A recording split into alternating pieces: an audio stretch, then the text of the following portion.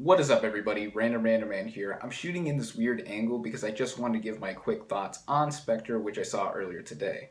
Of course, this is the latest James Bond flick, and it follows Daniel Craig's Bond as he's trying to uncover the secret of the organization known as Spectre, led by a man named Oberhauser, played by Christoph Waltz. The returning cast here, of course, do a pretty excellent job. Daniel Craig, I think, gives his best performance as Bond to date. He's not necessarily the best James Bond, but he definitely gives it his all here. Ralph Fiennes returns as M, Naomi Harris returns as Moneypenny, Ben Whishaw also returns as Q. I think all three of these characters are also really well utilized and have a more active role in the story than a regular James Bond movie would. The Bond girls in this movie are pretty interesting to note as well because there's not one but three. There's one in Mexico where Bond is in the opening sequence and she really does nothing at all. There's one played by Monica Bellucci, and fun fact, she's actually the oldest actress to be playing a Bond girl. But she's just dumbed down to being a plot device in the end, as she only has 2 scenes and really does nothing at all other than get with Bond in one of those scenes.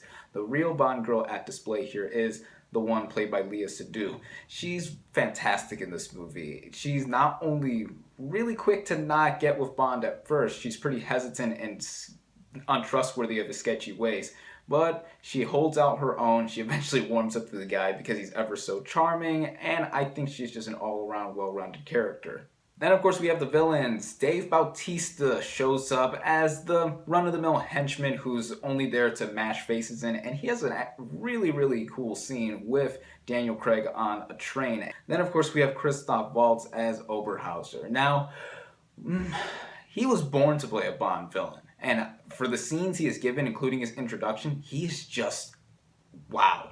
He is just phenomenal. But the problem with his character is he's really underutilized, criminally so.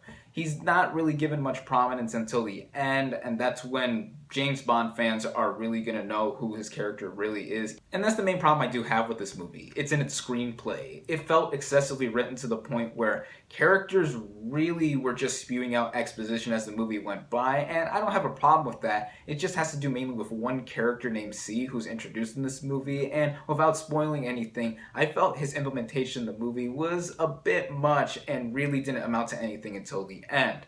Also, this movie technically comes full circle with Daniel Craig's other turns as Bond in those films, and while I did feel it had a fitting conclusion, I felt that there was just a lot to go throughout here that it felt like it needed another revision before it told a cohesive narrative. But technically with this movie, I have 0 problems with. It is shot to perfection. The action is incredibly well done, especially with this opening scene that takes place in Mexico City during the Dia de los Muertos parade.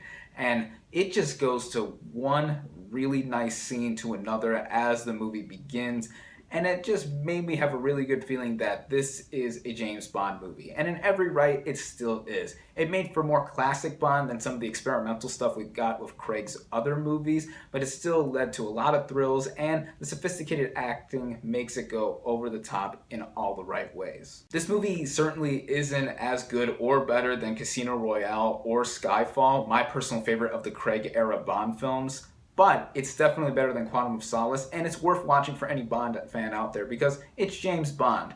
These films always have a sense of style, and they retain it with every entry, and it makes for just an enjoyable time at the movies. For all this, my final verdict for Spectre is 4 out of 5 stars.